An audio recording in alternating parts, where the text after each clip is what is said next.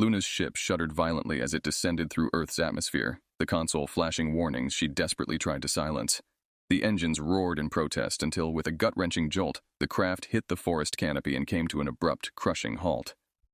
Groaning, Luna unbuckled her harness and checked her systems. She was alone, her ship damaged beyond simple field repair, and now stranded on a planet notoriously known for its exclusion from the Galactic Council. "Great," she muttered, her voice echoing slightly in the cramped space of her cockpit. Her first steps on Earth were cautious, the environment unknown and potentially hostile. She'd studied the planet, of course, but theory was always different from reality.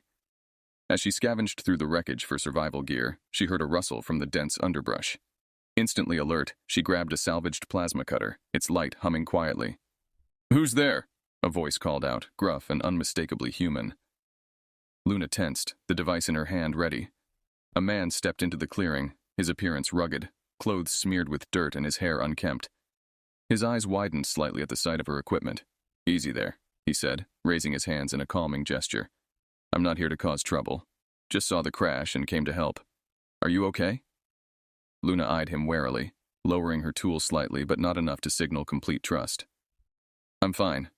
Thanks," she replied curtly. The man chuckled softly. "Not from around here, are you? I'm David. And you are?" She hesitated. Giving her real name seemed too much of a risk. "Lucy," she lied smoothly. David nodded, apparently accepting her cautious approach. "Well, Lucy, you're lucky to have landed where you did. Any further east and you'd have hit the mountains. Come on, let's get you somewhere safe." Reluctantly, Luna followed him. As they walked, David pointed out various edible plants and sources of fresh water. "You need to know these if you're going to survive out here," he explained. "Why help me?" Luna asked, genuinely curious about the human's motives. David shrugged, leading the way with an easy confidence. "You looked like you needed it. Besides, it's not every day I find someone from the stars in my backyard." They reached a small, well-hidden cabin nestled among the trees. It looked lived in and practical, with smoke rising lazily from a stone chimney. "You can stay here for now," David offered as he opened the door. "At least until you figure out your next move." Luna stepped inside, taking in the warmth and the unmistakably earthy scent of wood. It was primitive compared to what she was used to, but strangely comforting. "Thank you, David," she said, a flicker of gratitude warming her voice. "Maybe Earth isn't as bad as they say." David smiled, a hint of mystery in his eyes. "Maybe it isn't, but that depends on what you're looking to find here." As the night crept upon them, Luna found herself reconsidering her initial assessment of the planet. Perhaps, in its wild unpredictability, Earth could offer her something she hadn't even known she was searching for. The morning light streamed through the small windows of the cabin, casting a warm glow across the wooden floor. Luna had spent a restless night on an unfamiliar bed, her mind racing with the possibilities of her predicament. David had left her alone after showing her around, stating he needed to check on some traps he had set nearby. Luna stood and stretched, her body still aching from the crash. As she looked around the sparse room, she felt an unexpected sense of safety. The cabin, with its basic furnishings and earthy colors, was a stark contrast to the cold, metallic environment of her spacecraft. She ventured outside, drawn by the sounds of the forest waking up. The air was fresh, filled with the scents of pine and damp earth. It was peaceful, a stark contrast to the constant hum of technology she was used to. David returned as she was examining a small plant with bright blue flowers. He carried a wire trap containing a rabbit. Noticing her interest in the plant, he said, "Careful with that one. It's beautiful but poisonous." Luna nodded, stepping back. "I have a lot to learn about this planet," she admitted. "That you do," David chuckled. He approached, setting down the trap. "How did you sleep?" "Not well," she confessed. "It's different here. Quieter." David nodded, understanding. "It takes some getting used to. I've been here for years and still wake up expecting to hear the roar of engines or sirens." "Why did you choose to live out here?" Luna asked, her curiosity piqued by his mention of a former life. David sighed, his gaze drifting to the horizon. "Let's just say I found society too noisy, too complicated. I came here seeking simplicity. What about you? What brings a Xylarian to Earth?" Luna tensed, realizing her slip from the previous day. "You know of my kind?" she asked cautiously. "Of course," David said with a shrug. Your people are known across the galaxy for their tech. Rarely seen, but often talked about. I'm here because my mission went wrong, Luna said slowly, deciding to trust him with part of her story. I was scouting and my ship failed. Now, I'm here. David nodded solemnly. Well, Lucy, or Luna, you're welcome to stay here as long as you need. This place is safe, and I could use the company. Luna smiled, a genuine one this time. Thank you, David. I may not have much choice for now. As the days passed, David introduced Luna to the basics of survival on Earth. He taught her how to identify edible plants, how to navigate using the sun and stars, and even how to fish in the nearby river. Luna, in turn, shared stories of the galaxy, of planets David could only dream of visiting. Their evenings were spent by the fireplace, where the light of the flames seemed to encourage deeper conversations. David was fascinated by Luna's descriptions of interstellar travel, her knowledge of cosmic phenomena, and her candid reflections on the loneliness of space. You know, David mused one evening, it's funny, you came from the stars looking for life, and I retreated from life looking for peace. Seems we're not so different after all. Luna looked at him, her eyes reflecting the firelight. Maybe not, she agreed softly. Maybe not. Over the weeks, the solitary life that David had carefully constructed began to change with Luna's presence. Their routine evolved into a comfortable rhythm, filled with small lessons and shared tasks. Luna's knowledge of technology and the universe intrigued David, who had never ventured beyond Earth's atmosphere. In return, Luna was amazed at how resourceful humans could be, thriving in an environment devoid of advanced technology. One afternoon, as they checked the perimeter of the cabin for any signs of wildlife, David pointed to tracks on the muddy ground. Deer, he explained. They come through here every few days. It's about understanding patterns, predicting behavior. Nature has a language of its own. Luna listened intently, absorbing every detail. On Xylaria, we control nature. Weather, plants, animals, it's all managed. We've lost the unpredictability, she remarked, a hint of sadness in her tone. David glanced at her, a thoughtful expression crossing his face. Maybe there's beauty in unpredictability. It teaches us to adapt, to appreciate the moments we can't control. Their conversations often drifted towards philosophical realms, both finding in the other a kindred spirit who questioned and reflected more than they accepted at face value. Later that day, as they prepared dinner in the modest kitchen, Luna asked, David, do you ever regret leaving your old life?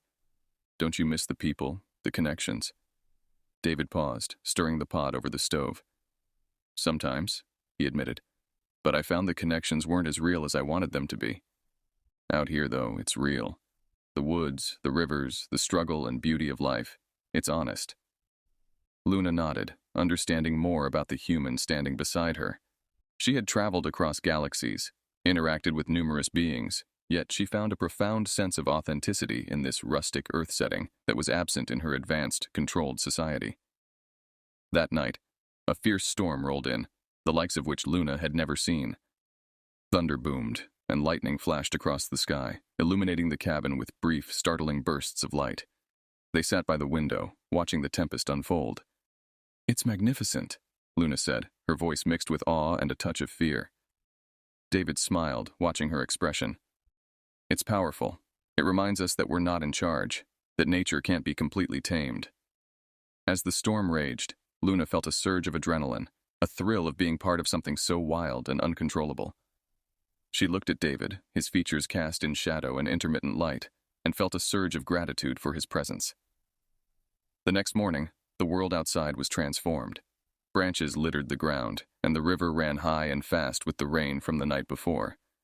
They stepped outside together, surveying the damage and discussing plans for clearing and repairs. This is it, Luna. This is life, David said. His hands gestured broadly towards the chaos of nature around them. Luna took a deep breath of the crisp, fresh air, filled with the scents of pine and wet earth. Yes, it is, she agreed, a smile spreading across her face. And I think I'm starting to like it. Weeks had transformed into months, and the change of seasons marked Luna's continued stay on Earth. With each passing day, her connection with David deepened, grounding her more firmly into the rhythms of earthly life. She felt a growing dilemma inside her, a pull between her duties as a scout for Xylaria and the unexpected contentment she found in the human's company. One crisp evening, as they sat by the fire, the flickering light casting shadows around the cozy cabin, Luna decided it was time to reveal her true self to David. The secrecy weighed heavily on her, and she could no longer bear to hide her identity from the man who had shown her nothing but kindness and trust. "David," Luna began, her voice steady, yet filled with an uncharacteristic nervousness. "There's something important I need to tell you. I'm not just a lost hiker who ended up here. Well, I'm not from around here, not from Earth." David turned to look at her, his expression calm. "I figured as much," he replied with a gentle smile. "You did?" Luna was taken aback. "I've seen how you look at the world, with wonder and a bit of confusion. It's not just the look of someone from another country. You see things too differently, plus your knowledge about the stars and technology. That's not ordinary, but I didn't want to push you. I figured you'd tell me when you were ready." Luna felt a mix of relief and surprise. "I'm from Xyleria. It's several galaxies away. I was on a scouting mission when my ship malfunctioned and I crashed here. I wasn't sure how you'd react." David reached out, placing a reassuring hand over hers. "Luna, you've been nothing but a friend to me. Where you come from doesn't change that. But why didn't you call for help? Surely they must be looking for you." With a deep breath, Luna pulled out a small device from her pocket, the communicator she had salvaged from her ship. "I can call them. But the truth is, I was afraid. Afraid that once they came, I'd have to leave you." David's eyes softened, understanding the magnitude of her confession. "What do you want to do?" "I don't know. My duty is to return, but part of me wants to stay," Luna admitted, feeling torn. "Let's fix that communicator then. Give you the choice at least," David suggested, his practical nature providing a semblance of simplicity in the complex emotional landscape they navigated. Together, they spent several days repairing the device, an activity that brought them even closer. David marveled at Luna's technical expertise, and she appreciated his ability to learn quickly and his knack for improvisation. When the communicator finally beeped to life, Luna felt a pang of fear. Dialing her coordinates into the device, she sent out a distress signal to her people. Now, it was only a matter of time. As they waited for a response, the dynamic between them shifted subtly. Knowing her true identity brought them into a new realm of intimacy and understanding. David continued to teach her about Earth, and Luna shared more about the universe, their conversations deepening into discussions about what it meant to belong somewhere. "I've been lonely for a long time, David. Not just here, but back home too," Luna confessed one night. David looked at her, his gaze sincere. "Maybe you were meant to find this place. Maybe we were meant to find each other." In the quiet of the cabin, with the vast, unknowable universe pressing around them, Luna felt a truth settle in her heart. Whether she stayed or left, her life had been irrevocably changed by the human who had taught her to feel a little less lonely in the vastness of space. A month after Luna sent the distress signal, the routine tranquility of their life was shattered by an unexpected and unwelcome arrival. Early one morning, as Luna and David were preparing breakfast, a series of loud mechanical thuds echoed through the forest. They rushed outside to see several small spacecraft descending through the trees, their designs sleek and ominous. "These aren't Xylerian," Luna muttered, her eyes narrowing as she scanned the unfamiliar markings. "They're bounty hunters." "Bounty hunters?" David repeated, confusion and concern etching his features. "Yes, interstellar trackers and traders. They capture species for the galactic black market. If they found me, we need to leave. Now," Luna explained quickly, pulling David back towards the cabin. They hastily packed supplies, knowing the cabin would no longer be safe. Luna led David away from their home, deeper into the forest, using paths she had carefully memorized for such a contingency. As they moved through the dense foliage, Luna explained more about the bounty hunters. "They use informants everywhere, even on unaffiliated planets like Earth. They must have intercepted my distress signal." David, though out of his element, adapted quickly to the urgency of their situation. "Where can we go? Is there anywhere safe?" "We'll head to the caves by the river. They're difficult to find and even harder to access without local knowledge," Luna replied, guiding him with swift precision. They reached the caves by nightfall, exhausted but uncaught. Inside, Luna set up a small device that emitted a low-frequency signal. "It's a cloaking device. It should keep us hidden from their sensors," she explained. For days, they stayed hidden, venturing out only at night to gather food and water. Luna taught David how to erase their tracks and mask their scent from any tracking devices the hunters might use. The stress of the situation weighed on them both, but the need to survive forged an even stronger bond between them. One evening, as they sat by the river, washing their clothes, David looked at Luna. "I've been thinking about your people. Will they fight these bounty hunters?" Luna sighed, her gaze fixed on the flowing water. "Xylarians avoid conflict. They might negotiate for my return, but they won't engage in combat. We're peaceful explorers, not warriors." David nodded, understanding. "Then we'll protect each other. I've got your back, Luna." Grateful for his support, yet fearful for his safety, Luna nodded. "Thank you, David." The quiet of the night was suddenly broken by the sound of a drone whirring overhead. Luna grabbed David, pulling him under the cover of the overhanging rocks. They watched as the drone hovered, scanning the riverbank. After a tense moment, the drone moved on, its sensors unable to penetrate the cloaking device's shield. Breathing a sigh of relief, Luna looked at David. "That was close. We need to be more careful," David said, his voice low. "Let's go back inside." The constant threat of discovery put a strain on their mental strength, but it also pushed them to become more ingenious and resourceful. Each day presented new challenges, and each night they planned their next moves, determined to outsmart the bounty hunters who searched relentlessly for Luna. Through it all, Luna realized how much David had come to mean to her. In the face of danger, his courage and unwavering support showed her the depth of his commitment. No longer were they just companions. They were partners, bound by a shared destiny and a determination to stand against the threats that loomed over them. As Luna and David continued to evade the relentless pursuit of the bounty hunters, they grew increasingly adept at navigating the dense, untamed wilderness that had become their temporary refuge. They learned to anticipate the hunters' tactics, setting up diversions and using the natural landscape to their advantage.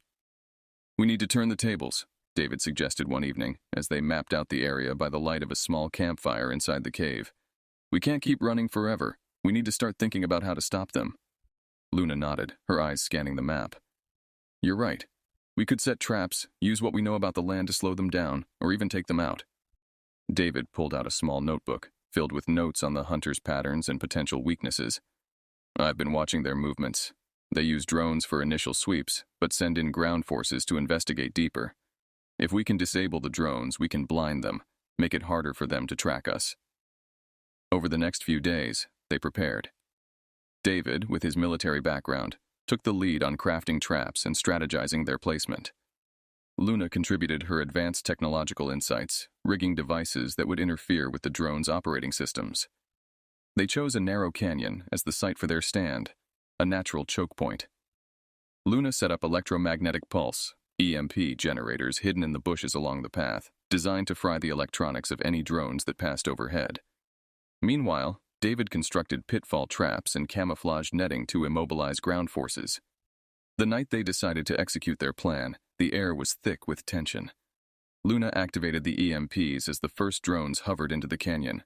The devices emitted a sharp electric pulse, and one by one the drones spiraled out of control, crashing into the rocky walls. Hearing the commotion, the bounty hunters' ground team rushed in, only to fall victim to the series of traps laid by David. The sounds of shouts and confusion filled the canyon as the hunters struggled to free themselves. "This is our chance," David whispered, leading Luna to a vantage point above the canyon. From their high position, they watched as the trapped bounty hunters called for backup, only to realize that their communication devices had also been disabled by the EMPs. With the hunters disoriented and trapped, Luna and David descended into the canyon, moving stealthily. They disarmed the hunters one by one, using non-lethal methods to ensure they could not continue their pursuit. Luna, though peaceful by nature, found herself driven by a fierce desire to protect her newfound home and companion. Once they had secured the area, David looked over at Luna, admiration and relief evident in his expression. "You were incredible," he said, his voice filled with pride. Luna smiled, feeling a mix of exhilaration and fatigue. "We make a good team, David." With the immediate threat neutralized, they gathered the hunters' communication devices and weapons, planning to use them both as leverage and for further protection. As they prepared to leave the canyon, Luna paused, looking back at the chaos they had left behind. "We should move quickly before they regroup," she suggested. "We can't assume they won't send more." David agreed, and together they disappeared back into the forest, their spirits buoyed by their success, but cautious of the challenges that still lay ahead. They knew the hunters would not give up easily, but for now, they had won a significant victory. After their successful ambush in the canyon, Luna and David retreated deeper into the wilderness to a remote area David had discovered during his earlier days of solitude. It was a small, secluded valley, surrounded by steep cliffs and accessible only through a narrow pass that could be easily defended. As they settled into this new hideout, Luna worked on repurposing the captured communication devices. Her goal was to create a false trail, leading any potential pursuers in the wrong direction. Meanwhile, David busied himself with fortifying their camp and setting up a perimeter of early warning sensors using the bounty hunters' technology. One evening, as they sat by the campfire, Luna's makeshift receiver crackled to life. She tensed, listening intently. The voice that came through was distant and static-filled, but unmistakably Xylarian. "Scout ship Axion to Officer Luna. We received your distress signal. We are on our approach to your last known coordinates. Please respond with your current location for extraction." Luna's heart skipped a beat. Rescue was so close, yet now it brought a surge of conflicting emotions.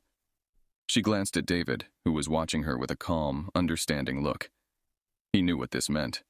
Her people would take her back to Xylaria, away from Earth, away from him. "Luna, you don't have to decide anything right now," David said gently, breaking the heavy silence. She sighed, her eyes reflecting the firelight. "David, I never thought I'd have to make a choice like this. My duty is to return to Xylaria. But I found something here that I never expected." Her voice faltered as she met his gaze. "I found you." David moved closer, taking her hand. "I know this isn't easy for you. I can't make this decision for you, but I want you to know whatever you choose, I'll support you. You've brought so much to my life.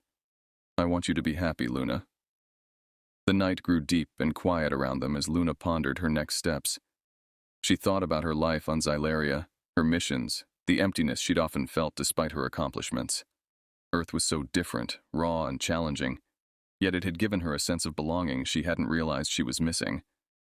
Finally, she spoke, her voice steady with resolve. "I need to respond to them, to let them know I'm safe. But first, I need to tell them I'm staying, at least for now. I'm not ready to leave you." David squeezed her hand, relief and happiness mingling in his expression. Together, they prepared a response to her crew, informing them of her decision to remain on Earth. Luna explained that she had found vital research on interspecies relations and wished to extend her mission indefinitely. Sending the message was liberating, yet nerve-wracking. Luna knew she was defying expectations, but she also felt a profound peace with her decision. The next few days were tense as they awaited a reply. During this time, Luna and David used the opportunity to strengthen their bond, exploring the surrounding nature and discussing plans for the future, whatever it might hold. Finally, a reply crackled through the receiver. The Xylarian command approved her extended mission, albeit with some reservations. They would check in periodically, but Luna was granted the autonomy she sought. With the decision made and approved, Luna and David embraced, a weight lifted from their shoulders. They could now focus on building a life together, blending their worlds into one that was uniquely theirs. The future was uncertain, and challenges would undoubtedly arise, but they faced them together, united by a love that had grown in the most unexpected of places. Luna and David awoke to a crisp, serene morning, the first day of their new life together, free from the immediate threat of the bounty hunters, and with Luna's decision to stay fully sanctioned by her people.